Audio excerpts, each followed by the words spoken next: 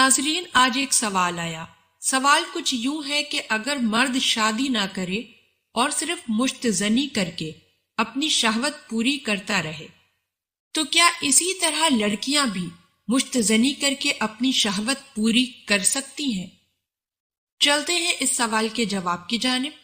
اس سوال کا جواب اس طرح ہے کہ 29ویں پارے میں سورہ مومنون میں ہے کہ اللہ پاک نے فرمایا، زوجہ کے علاوہ کوئی بھی راستہ نہیں ہے اپنی خواہش پورا کرنے کے لیے، باقی راستے بند ہیں، نکاح کے علاوہ اور کوئی راستہ نہیں ہے۔ حضرت عبداللہ بن عباس سے روایت ہے کہ ایک شخص ان کے پاس آیا کہ میں ہاتھ سے خواہش پوری کرتا ہوں۔ حضرت عبداللہ بن عباس نے نفرت سے اپنا منہ پھیر لیا۔ اللہ پاک نے خواہش اسی لیے رکھی ہے تاکہ ہم نکاح کی طرف رجوع ہو جائیں۔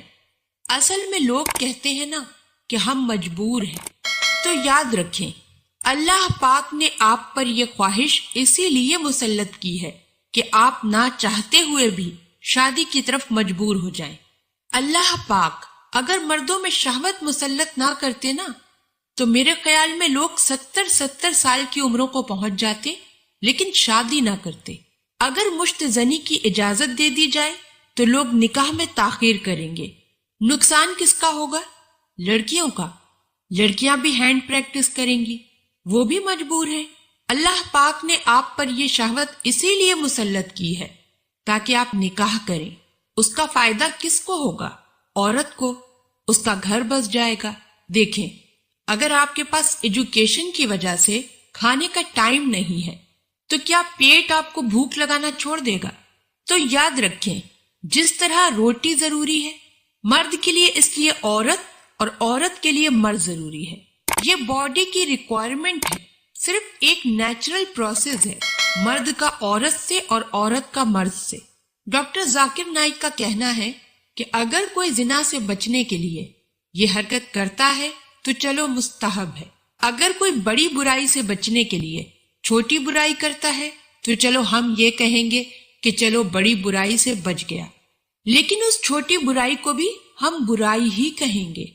اگر کوئی ہیروئن کا عادی ہے تو اس کو ہم اس سے بچانے کے لیے چرس پہ نہیں لگائیں گے، تو چرس کو پھر بھی اچھا نہیں کہیں گے۔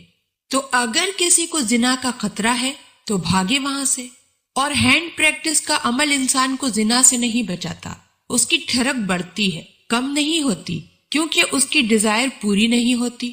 آپ کی نفس کی خواہش پورا کرنے سے بڑھتی ہے، کم نہیں ہوتی۔ یہ حل بھی نہیں ہے کہ زنا سے بچنے کے لیے یہ کام کرو۔ زنا سے بچنے کا طریقہ یہ ہے کہ اس سے بھاگنا ہے۔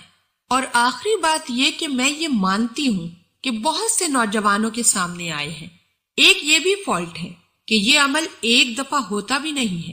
جس نے ایک دفعہ کیا وہ دن میں 10 دفعہ بھی کرتا ہے یہ عمل۔ اگر یہ لت زیادہ پڑ جائے تو پھر شادی کے بعد بھی نہیں رکتی۔ ایک شخص کی 2 بیویاں تھیں تو اس کی شادی کے بعد بھی اس کی یہ عادت نہیں چھوٹی۔ وہ کہتا تھا کہ میں اتنے غصے میں آ جاتا تھا کہ میری 2 بیویاں بھی ہیں، پھر بھی مجھے تسکین حاصل نہیں ہوتی تھی۔ تو ہینڈ پریکٹس کا یہ بھی بڑا نقصان ہے کہ شادی کے بعد بھی یہ عادت نہیں چھوٹتی۔ تو اس شخص نے قسم کھائی کہ آئندہ میں نے یہ عمل کیا تو میری دونوں بیویوں کو 3 طلاقیں۔ پھر بھی اس نے یہ عمل کیا تو پھر اس کو فتویٰ دیا کہ آپ کی دونوں بیویاں آپ پہ حرام ہیں۔ تو اس لیے ایسی عادت سے بچیں۔ اگر کوئی نوجوان اس بیماری میں مبتلا ہو گیا ہے تو وہ مایوس نہ ہو، سب سے پہلے وہ نکاح کرے۔ جہاں انسان کو برائی کی عادت پڑتی ہے تو وہ جگہ چھوڑ دے۔ ایسا شخص کتابوں کا مطالعہ کرے اور آیت الکرسی پڑھے۔ انسان جیسے ہی لیٹ کر مطالعہ کرتا ہے اس کو نیند آتی ہے، وہ سو جاتا ہے۔ آپ کسی ڈاکٹر کو بتائیں، ماہر نفسیات کو، کہ مجھے اس برائی سے بچائیں۔ اور ایک بات یہ کہ دعا بھی مانگنی ہے۔